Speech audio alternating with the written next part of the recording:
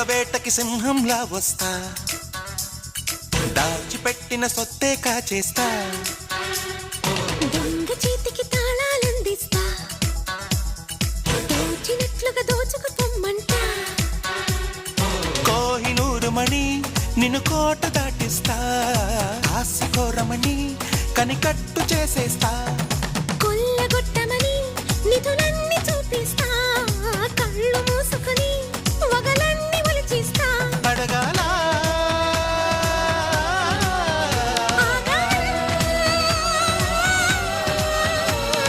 జింక వేటకి సింహంలా వస్తా.